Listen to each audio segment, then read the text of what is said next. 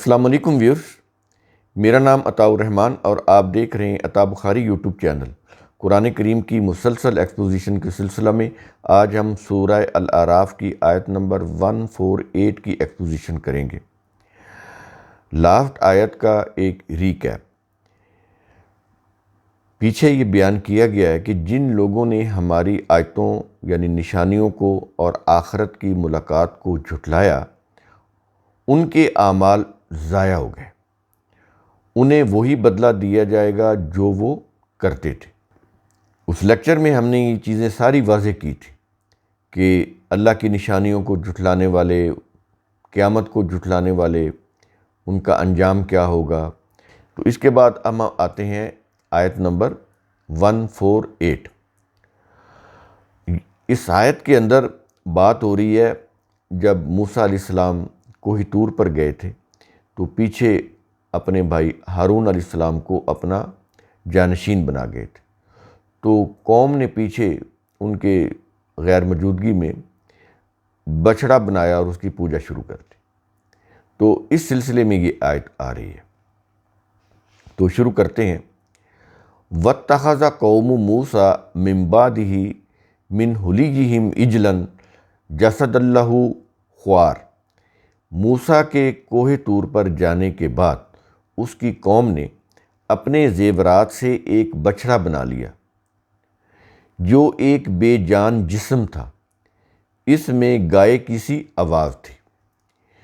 یہ جو زیورات سے ایک بچڑا بنا لیا، ظاہر ہے انہوں نے زیورات کو پگھلایا ہوگا، پگھلا کے اس کے ایک بچڑے کا مجسمہ بنا لیا انہوں نے۔ اب مجسمہ بنا کے اس میں سے انہوں نے اس طرح کی، جیسے یہ دیکھیں نا کھلونے ہوتے ہیں بچوں کے، تو انہوں نے ایک سیٹی سی رکھی ہوتی ہے، وہ اس کو دباتے ہیں، سکویز کرتے ہیں تو ان میں سیٹی کی آواز آتی۔ تو کچھ کھلونے جس میں وہ اگر بلی ہے تو بلی کی سی آواز آ جائے گی۔ تو اس دور کے اندر انہوں نے جو اس گائے کا بچڑا بنایا تو اس میں سے وہ آواز آتی تھی، گائے کی سی آواز آتی تھی۔ تو وہ ظاہر اس دور کے مطابق وہ مجسمہ بنایا اور اس میں انہوں نے اس طرح کی چیز کی ڈالی بنائی کہ وہ گائے کی سی آواز آتی تھی۔ اس کے بعد آگے کیا یہ رہا ہے کہ الم یروا انہ لا یکلمہم ولا یہدیہم سبیلا۔ کیا انہوں نے نہیں دیکھا کہ وہ نہ ان سے بات کرتا تھا اور نہ ہی انہیں کوئی سیدھا راستہ دکھاتا تھا۔ ظاہر ہے گائے کا جو انہوں نے وہ بنایا، بچڑا بنایا، مجسمہ بنایا، اس نے کیا ان سے بات کرنی تھی؟ ظاہر وہ بات تو نہیں کر سکتا تھا، اس سے آواز تو گائے جیسی آتی تھی تو، لیکن وہ بات تو نہیں کرتا تھا۔ تو قرآن یہ کہہ رہا ہے کہ کیا انہوں نے نہیں دیکھا کہ نہ وہ ان سے بات کرتا تھا اور نہ ہی انہیں کوئی راستہ دکھاتا تھا، کوئی گائیڈنس، رہنمائی بھی نہیں دیتا تھا۔ تو اس بچڑے کو، اس مجسمے کو پوجنے والوں کو اتنا بھی خیال نہ آیا کہ اس کو ہم نے اپنے ہاتھوں سے بنایا ہے اور اس میں ہم نے وہ گائے سی آواز جو نکالتا ہے وہ بھی چیز ہم نے بنا کے اس کے اندر رکھی ہے اور ہم اس کو خدا مان رہے ہیں، اس کی پوجا کر رہے ہیں۔ یہاں سے ایک اور بھی چیز دیکھ لیں کہ یہ جو مذہبی پیشوا ہوتے ہیں وہ اپنے جیب سے کوئی پیسہ نہیں لگاتے۔ تو اب جس نے بھی بنایا اس نے اپنی جیب سے وہ پیسے نہیں لگائے، لوگوں کی، عورتوں کے جو زیور تھے وہ اس نے لیے چندے کے طور پر، نذرانے کے طور پر، یوں سمجھ لیں کہ اپنے مذہب کی خدمت کے لیے لوگوں کو بتایا ہوگا کہ ثواب ہوتا ہے، تبھی لوگوں نے زیورات دیے ہوں گے، ورنہ زیور کون دیتا تھا؟ تو ان کی عورتوں نے پھر زیور دیے، اس کو پھر پگھلایا، اس کا مجسمہ بنایا۔ تو یہ سب کچھ ان کے سامنے ہو رہا تھا، اس کے باوجود وہ اس کو معبود بنا کر پوجا کر رہے تھے، الہ مان رہے تھے اس کو، اپنے ہاتھوں سے بنایا ہوا بچڑا۔ اور پھر وہ یہ بھی سوچنے کے لیے تیار نہیں ہو رہے تھے کہ جن لوگوں نے ہمیں اس بچڑے کی پوجا پر لگایا ہے انہوں نے اپنی جیب سے تو 1 روپیہ بھی نہیں لگایا، وہ بھی ہم سے لے کے، ہمارے زیور لے کے بنایا ہے۔ یہ جتنی بھی مذہب کے کاروبار ہوتے ہیں، مذہب کے اوپر چلانے والے جو پیشوا ہوتے ہیں، وہ اپنے پلے سے ایک پیسہ نہیں لگاتے،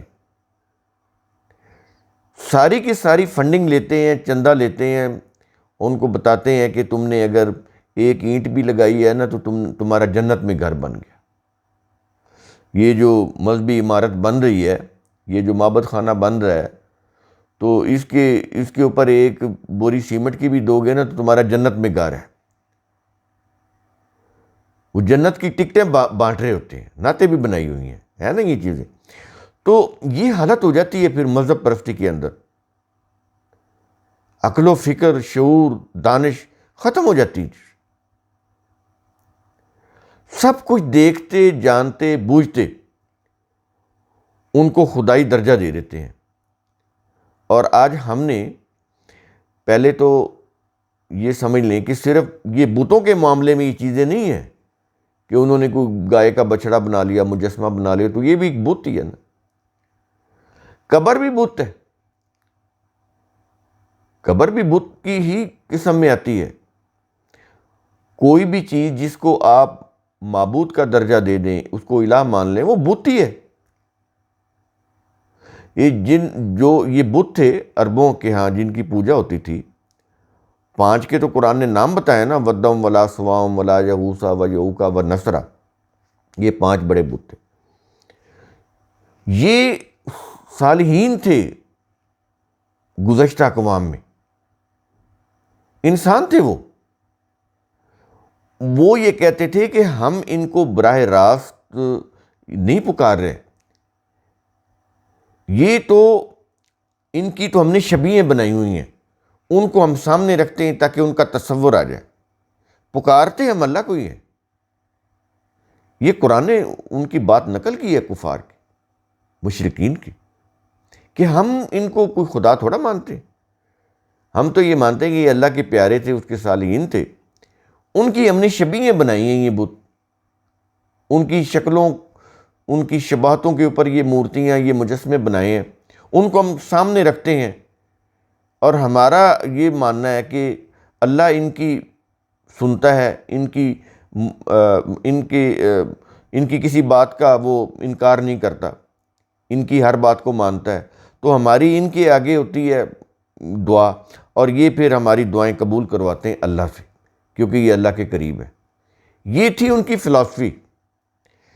تو سمجھ رہے ہیں یہ چیز؟ تو اس لحاظ سے ہم تو ان مشرکین سے بھی بڑے مشرک ہیں۔ چلو وہ اتنی چیز تو مانتے تھے نا کہ یہ اللہ کے مقرب ہیں، ورنہ تو یہ ہیں بت، کچھ نہیں دے سکتے، یہ تو ان کی شبیہیں ہیں۔ ہم تو وہ تصور لانے کے لیے وہ سامنے شبیہیں رکھتے ہیں تاکہ ذہن کے اندر ایک کانکریٹ کانسیپٹ ہو ان کا، اور یہ اللہ کے پیارے ہیں، اللہ ان کی سنتا ہے، ہماری ان کے آگے اور ان کی اللہ کے آگے ہے۔ تو یہ پھر بھی کوئی ان کی، وہ میں سمجھتا ہوں کہ پھر بھی وہ بہتر تھے ہم سے، ہم تو ان سے بھی گئے گزرے ہیں۔ ہم نے تو اپنے مذہبی پیشواؤں کو رب بنایا ہوا ہے، ہم نے اپنے سیاسی قائدین کو رب بنایا ہوا ہے۔ دو ہی چیزیں ہیں نا، سیاست اور مذہب۔ جو سیاسی لیڈر ہے ہم نے اس کو عین خدائی درجہ دیا ہوا ہے، بے شک ہم اس کو خدا نہیں کہتے، لیکن خدائی منصب کے اوپر فائز کیا ہوتا ہے، وہ اچھا کرے برا کرے، اس کا پرسنل کریکٹر کتنا بھی برا کیوں نہ ہو، اس نے ملک و قوم کو کتنا ہی نقصان کیوں نہ پہنچایا ہو، لیکن ہم اس کو خدائی منصب کے اوپر فائز سمجھیں، اس کے لیے لڑ رہے ہوتے ہیں، مر رہے ہوتے ہیں، قتل و غارت ہو رہی ہوتی ہے، ملک کا نقصان ہوتا ہے تو ہو، ہم اس کے پیچھے لگے ہوتے ہیں۔ کیا چیز ہے یہ ان کو اللہ کے مقابلے میں خدا بنا لینا ہے، ان کو مقام الوہیت پر فائز کر لینا ہے، ان کو اپنا رب بنا لینا ہے۔ ایسے مذہبی پیشوا، وہ جو کہیں، جو ان کا مسلک ہو، غلط ہو صحیح ہو، جو کہہ دیں گے وہ لوہے پہ لکیر ہو جائے گی۔ قرآن جو مرضی کہتا رہے، کوئی پرواہ نہیں، لیکن جو انہوں نے کہہ دیا اس کے اوپر جانیں دے دیں گے یا جانیں لے لیں گے۔ یہی ہو رہا ہے نا، تو ان کو اپنا رب بنایا ہوا ہے۔ تو یہ چیز وہ کر رہے تھے، قرآن کریم یہ قصوں کے طور پر یہ باتیں نہیں بتاتا یا سناتا، ان کے اندر سبق ہوتا ہے، یہ لیسن ہوتا ہے ان کے اندر، تاکہ ہم اپنے آپ کو جج کر سکیں کہ ہم کہاں پر کھڑے ہیں۔ تو انہوں نے وہ اس میں سے وہ گائے کی آواز آتی تھی، اور قرآن یہ کہہ رہا ہے کہ کیا انہوں نے نہیں دیکھا کہ نہ وہ ان سے بات کرتا تھا اور نہ ہی انہیں کوئی راستہ دکھاتا تھا۔ اس کے بعد آیت کے آخر میں ہے اتخذوہ وکانوا ظالمین، پھر بھی انہوں نے اسے معبود بنا لیا، اتخذوہ، اسے معبود بنا لیا۔ کیوں؟ کیونکہ وہ خود پر ظلم کرنے والے تھے۔ اگر وہ خود پر ظلم کرنے والے نہ ہوتے، سوچ کر سمجھ کر چیزیں کرتے، تو پھر کم از کم بچڑے کو تو خدا نہ بناتے، اس کو تو معبود نہ بناتے۔ لیکن اسلاف پرستی کے اندر، تقلید کے اندر، مذہب پرستی میں یہ حالت ہو جاتی ہے کہ اپنے ہاتھوں سے پیسے دیتے ہیں کہ یہ لو اور ہمارے ایمان سے کھیلو۔ دیتے ہیں نا ہم اپنے مذہبی پیشواؤں کو، فنڈنگ کرتے ہیں، پھر وہ ہمیں قتل کرواتے ہیں۔ یہ ابھی جو ریسنٹلی پیچھے کچھ ماہ پہلے یہ جو بین ہوئی ہے ایک مذہبی تنظیم، تو انہوں نے قتل و غارت کا بازار گرم کیا ہوا تھا، لوگوں کو تھریٹ کرتے تھے، ناجائز مقدمے بنواتے تھے، توہین رسالت کے اور مختلف اس طرح کی چیزیں، پھر ان سے پیسے لیتے تھے،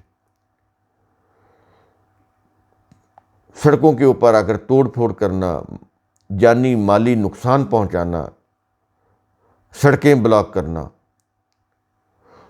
تو یہ دیکھ لیں، تو علماء کو، اپنے وہ مذہبی پیشواؤں کو کیا بنا لیا؟ رب۔ تو پھر انجام سامنے، پھر تو یہی کچھ ہوگا نا۔ جب آپ انسانوں کو خدائی درجہ دے دیں گے تو وہ انسانوں کے ساتھ یہی معاملہ کریں گے کہ انسانوں کو انسانوں کے ہاتھوں قتل کروائیں گے، انسانوں کو انسانوں سے لڑائیں گے، بڑوائیں گے، مروائیں گے، نفرت پیدا کریں گے، نفرت کے بیج بوئیں گے، ورنہ ان کی دکانداری چل ہی نہیں سکتی، کہ وہ خود پر ظلم کرنے والے تھے، اس لیے انہوں نے اس بچڑے کو معبود بنا لی۔ آج ہم اپنے اوپر ظلم کرنے والے ہیں کہ ہم نے اپنے مذہبی پیشواؤں کو اور ہم نے اپنے سیاسی لیڈروں کو رب بنایا ہوا ہے، ان کی کسی غلطی کے اوپر نہیں بولتے، ان کو صحیح مانتے ہیں، وہ کتنا ہی غلط کیوں نہ ہو، ان کے دفاع میں کھڑے ہوتے ہیں، ان کے دفاع میں کھڑے ہو کے لوگوں کو مارنا شروع کر دیتے ہیں، لوگوں سے نفرت کرنا شروع کر دیتے ہیں، جو کہ ان کے خلاف بات کرے، چاہے وہ کتنی صحیح کیوں نہ ہو۔ آج ہماری یہ جو ہماری ریکویسٹ ہے کہ اس وقت دنیا جو ہے وہ آگ اور خون میں جل رہی ہے، کتنی تباہی ہو رہی ہے ایران کے اندر اور دوسرے ممالک کے اندر، اس وقت مسلمانوں کو ایک ہو جانا چاہیے۔ اور پاکستان یہ دیکھ لے 55 روپے اس کی قیمت بڑھ گئی، آج پھر وہ بڑھنے والی ہے پیٹرول کی۔ اس سے مہنگائی کا ایک اور طوفان آئے گا، لوگوں کی زندگی پہلے دکھوں سے بھری پڑی ہے، لوگوں کے پاس کھانے کے لیے، رہنے کے لیے، رہائش کے لیے، زندگی کا نظام چلانے کے لیے، اپنی زندگی گزارنے کے لیے پیسے نہیں ہیں، لوگ بھوکوں مر رہے ہیں، فاقے کر رہے ہیں، صبح کھاتے ہیں تو شام کے پیسے نہیں ہیں، شام کے کھانے کے پیسے نہیں، شام کو کھاتے ہیں تو صبح کے لیے نہیں، کرائے کے لیے نہیں ہے، ذاتی مکان تو بڑی دور کی بات ہے، بجلی کا بل دینے کے لیے نہیں ہے، بس کے اوپر سفر کرنے کے لیے کرائے کے پیسے نہیں ہیں۔ اور یہاں پر پاکستان کے اندر جن لوگوں کی لاکھوں روپے میں تنخواہیں ہیں، ان کا پیٹرول بھی مفت ہے، ان کی بجلی بھی مفت ہے، اور ان کو مفت ملازم بھی دیے ہوئے ہیں، ان کے ٹی اے ڈی اے بھی ہیں۔ اور جن کی ہزاروں میں تنخواہیں ہیں، ہزاروں، چند ہزاروں میں، ان کے اوپر ٹیکسز، بھاری ٹیکسز ہیں، بجلی کے بل وہ دے رہے ہیں بیچارے، اور ان کو نہ کھانے کے لیے کوئی چیز میسر ہے۔ نہ وہ اپنی زندگی گزار سکتے ہیں، نہ وہ اپنے بچوں کا پیٹ پال سکتے ہیں، اور ان کو پیٹرول بھی مفت دیا جا رہا ہے، جن کو لاکھوں روپے سیلری دی جا رہی ہے، ان کو بجلی بھی مفت دی جا رہی ہے، ان کو ملازم بھی دیے ہوئے ہیں۔ یہ طبقاتی کشمکش یہ بم کی طرح پھٹے گی۔ آپ کرتے رہیں یہ چیزیں، فورسز بنانے سے امن قائم نہیں ہوگا۔ فلاں فورس فلاں فورس فلاں فورس، اس سے امن قائم نہیں ہوگا۔ امن قائم ہوگا جب لوگوں کی خوشحالی ہوگی، جب انصاف ہوگا، عدل ہوگا۔ جب عدل انصاف نہیں ہے، ظلم ہی ظلم ہے۔ لاکھوں روپے سیلری، 20 لاکھ 22 لاکھ کی سیلری دی جا رہی ہیں، کس چیز کی؟ اور وہ ایک ٹکے کا کام نہیں کر رہے۔ 20 لاکھ سیلری لے کے دوسرے بینیفٹ علیحدہ ہیں، پینشن مراد وہ علیحدہ ہیں، گاڑیاں بنگلے، ایک عہدے دار کو 30 گاڑیاں۔ یہ ڈی سی او یا یہ جو لوگ ہیں، ان کو آلو پیاز چیک کرنے کے لیے 18 20 گاڑیاں دی ہوئی ہیں۔ لاکھوں روپے کا ایک جو عہدے دار ہے وہ پٹرول استعمال کر رہا ہے۔ کینالوں میں پھیلے ہوئے بنگلے دیے ہوئے ان کو، ان گنت ان کے نیچے ملازم ہیں، ان کے بنگلوں میں کام کرنے کے والے، ان کے سودا سلف لانے والے، ان کے کیاریاں صحیح کرنے والے، ان کے وہ ہیں۔ تو یہ چیزیں، لاکھوں روپے سیلری لے رہے ہیں، کام کوئی بھی نہیں کر رہے۔ کس بات کا لاکھوں روپے؟ ایک شخص کو 20 لاکھ 22 لاکھ سیلری دی جا رہی ہے اور دوسرے کو 40-50 ہزار سیلری دی جا رہی ہے، کیا وہ انسان نہیں ہے؟ تو کتنی دیر تک آپ نچوڑیں گے اس عوام کو؟ تو یہ بے انصافی، یہ ایک دن یہ ایٹم بم سے بھی زیادہ پھٹے گی اور نقصان کرے گی۔ تو اس ظلم سے باز آ جائیں۔ یہ جو 20 15 10 گاڑیاں دی ہوئی ہیں، ان سے واپس لیں۔ یہ اپنی جیب سے پٹرول ڈلوائیں، ان کی تنخواہیں فکس کریں۔ 20 لاکھ کی سیلری کی بجائے ان کو چلیں لاکھ روپے سیلری دے دیں۔ ان کو سینکڑوں کنالوں کے اوپر جو ان کو بنگلے الاٹ کیے ہوئے ہیں، ان سے واپس لیں۔ ان کو 10 مرلے کے مکان میں بھیجیں ان کو۔ تو پھر یہ دیکھیں کہ یہ ملک کتنا خوشحال ہوتا ہے۔ سارا کچھ تو یہ کھا گئے، اور پھر اتنی شرم و حیا نہیں ہے ہمارے حکمرانوں کو کہ سارا کا سارا وہ قرضہ لے رہے ہیں، اس قرضے کے اوپر اتنی عیاشی۔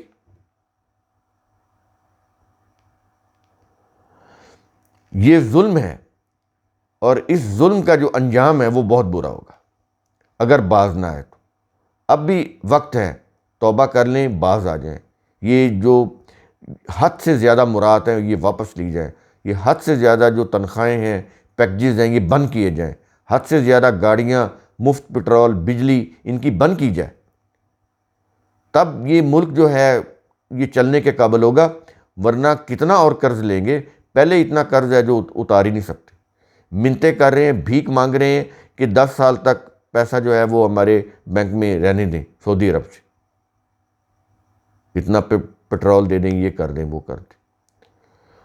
تو یہ بھکاری بنے ہوئے ہیں، مانگتے ہوئے بھکاری ہیں، خرچ کرتے ہوئے یہ بادشاہ ہیں۔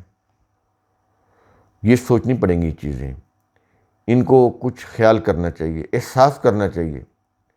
اپنے اوپر بھی رحم کریں، ملک اور قوم کے اوپر بھی رحم کریں۔ قرض کے اوپر یہ عیاشی کب تک کریں گے آپ؟ یہ کولیپس کر جائے گا نظام سارا۔ تو پھر کیا ہوگا؟ پھر تباہی ہے، پھر پچھتانے کا کوئی فائدہ نہیں ہوگا۔ تو ابھی بھی وقت ہے، سنبھل جائیں۔ قرآن کریم کا اصول ثم تفکروا، اس کی روح سے آپ خود بھی سوچا کریں، سمجھا کریں، غور و فکر کیا کریں۔ شکریہ۔